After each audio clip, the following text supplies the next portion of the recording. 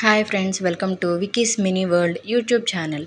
So ఇక్కడ last time నేను మల్లె పువ్వుల కోసం ఒక వీడియో చేసినప్పుడు ఆ వీడియో అంత క్లారిటీగా లేదు. సో విజువల్గా చూడడానికి అంత నీట్గా లేదు అనేసి నేను మళ్ళీ మీకోసం ఈ చిన్న వీడియోని అయితే షేర్ చేస్తున్నాను ఫ్రెండ్స్. సో నేను చెప్పాను కదా, లాస్ట్ టైం మల్లెపూల చెట్టు ఎప్పుడు కూడా నిత్యం పూస్తూ ఉండాలంటే ఏం చేయాలి అనేసి. సో ఏం చేయాలి అంటే, మల్లె చెట్టు ఆకులు అనేవి ఏమీ కూడా లేకుండా మొత్తం దూసేసి ఉంచేసేయాలి. అలా దూసేసిన ఒక నెలకి అవి పువ్వులు అనేవి పూయడం స్టార్ట్ చేస్తుంది. సో అలా మళ్ళీ ఆ పువ్వులు పూసి ఆ సీజన్ అంతా అయిపోయే టైంకి మళ్ళీ మనం ఆకులు రాల్చడం అనేది స్టార్ట్ చేస్తూ ఉండాలి. అలా స్టార్ట్ చేస్తే ఈ మల్లెపూలు అనేవి బాగా పూస్తుంటాయి. సో ఇక్కడ చూడండి ఫ్రెండ్స్, మా ఇంటి దగ్గర మల్లెపూ చెట్టుకి ఇంకా మల్లెపూల సీజన్ రాకుండానే మా ఇంట్లో మల్లెపూలు అనేవి అందుబాటులో ఉన్నాయి. సో ఎలా అంటే, మా అమ్మ చాలా స్పెషల్ కేర్ తీసుకుంటూ ఉంటుంది మొక్కల విషయంలో. అదేవిధంగా ఈ మల్లె చెట్టు అంటే ప్రత్యేకంగా చాలా ఇష్టం. సో దీన్ని 15 సంవత్సరాల నుంచి అయితే చాలా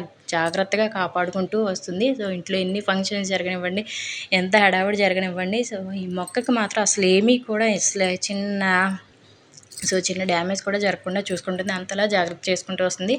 అదేవిధంగా మీరు గమనించినట్లయితే మల్లె చెట్టు బరువు పెరగడం వలన చెట్టు కూడా ఇది అవ్వకుండా, చెట్టు పాడవకుండా ఉండాలి అనేసి ప్రత్యేకంగా తాను సొంతంగా ఆలోచించి స్టాండ్ అనేది కూడా తయారు చేయించింది. అంతేకాకుండా ఆ చెట్టుని అలాగా పై వరకు డబుల్ స్టేర్లో సెకండ్ స్టేర్ వరకు కూడా ఆ చెట్టుని అనేది అలా పెట్టడం జరిగింది.